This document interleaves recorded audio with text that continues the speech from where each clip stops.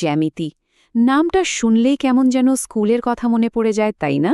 খাতা কলম কাটা কম্পাস। কিন্তু কি হবে যদি বলি এই জ্যামিতি আসলে মহাবিশ্বের একটা গোপন ভাষা, একটা কোড যা আমাদের চারপাশের সবকিছুকে চালাচ্ছে? চলুন আজকের এই আলোচনায় সেই রহস্যময় জগতের ভেতরেই একবার ঢু মেরে আসি।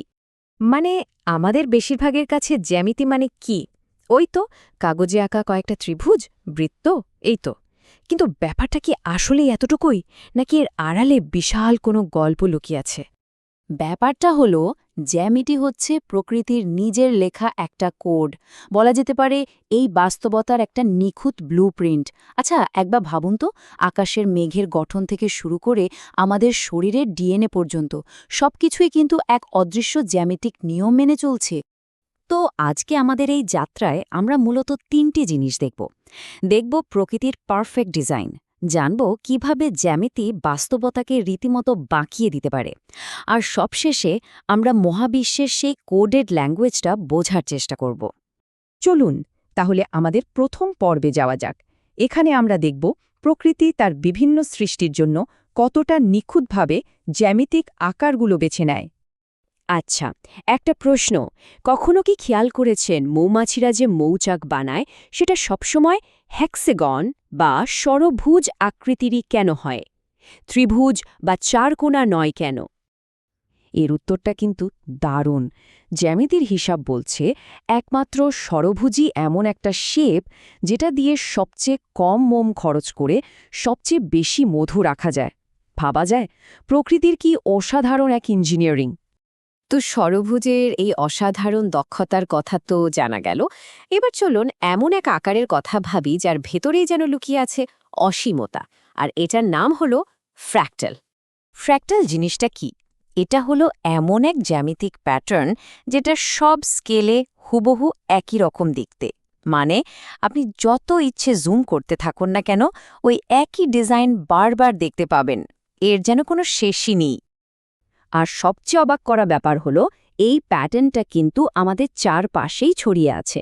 যেমন ধরুন আকাশের মেঘ, বরফের ক্রিস্টাল, গাছের ডালপালা, আরে এমনকি ব্রকলির মধ্যেও এই একই ফ্র্যাক্টাল ডিজাইন লুকিয়ে আছে।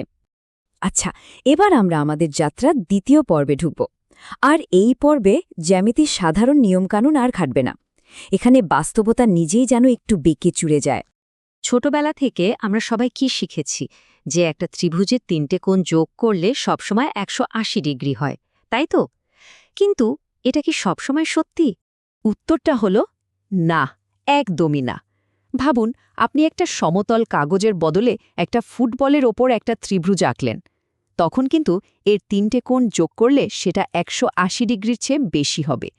জ্যামিতির এই অদ্ভুত জগৎটাকেই বলা হয় নন ইউক্লিডিয়ান জ্যামিতি। তো যখন নিয়ম ভাঙার কথাই হচ্ছে, তখন চলুন এমন একটা জাদুকরী আকারের কথা বলি যেটা সারফেস বা তলের সাধারণ সব নিয়মকেই ভেঙে দেয়। এর নাম মোবিয়াস স্ট্রিপ। আর এটা বানানো কিন্তু ভীষণ সোজা। যে কেউ একটা কাগজের স্ট্রিপ নিয়ে সেটাকে একবার শুধু অর্ধেকটা পাক দিয়ে 2 মাথা আঠা দিয়ে জুড়ে দিলেই হলো। ব্যাস, তৈরি হয়ে যাবে একটা মোবিয়াস স্ট্রিপ। এখন এর জাদুটা কোথায়? সাধারণ একটা কাগজে দুটো দিক থাকে, তাই না? কিন্তু এই অদ্ভুত স্ট্রিপটার দিক বা তল মাত্র একটা, এর কিনারার সংখ্যাও একটা। আপনি যদি এর ওপর পেন্সিল দিয়ে একটা লাইন টানা শুরু করেন, পেন্সিল না তুলেই দেখবেন পুরোটা ঘুরে আবার সেই শুরুর জায়গাতেই ফিরে এসেছেন। এবার চলুন আমাদের যাত্রা শেষ আর সম্ভবত সবচেয়ে রোমাঞ্চকর পর্বে। এখানে আমরা মহাবিশ্বের কিছু অত্যন্ত গভীর গাণিতিক কোড নিয়ে কথা বলবো। স্ক্রিনে যে সংখ্যাটা দেখা যাচ্ছে 1.618, এটা কিন্তু সে সংখ্যা নয়, এটা গণিতের সবচেয়ে রহস্যময় আর সুন্দর সংখ্যাগুলোর একটা। একে বলা হয় ফি। এই সংখ্যাটার নাম হলো গোল্ডেন রেশিও। অনেকে এটাকে পারফেক্ট বিউটির অনুপাতও বলে থাকেন। আর কেন বলে জানেন? কারণ প্রাচীন গ্রিক আর্কিটেকচার থেকে শুরু করে শামুকের খোলস, ফুলের পাপড়ি, এমনকি আমাদের ডিএনএ গঠনের মধ্যেও এই ম্যাজিক্যাল অনুপাতটা খুঁজে পাওয়া যায়। আচ্ছা, এবার একটু ডাইমেনশন বা মাত্রার জগতে ঢোকা যাক।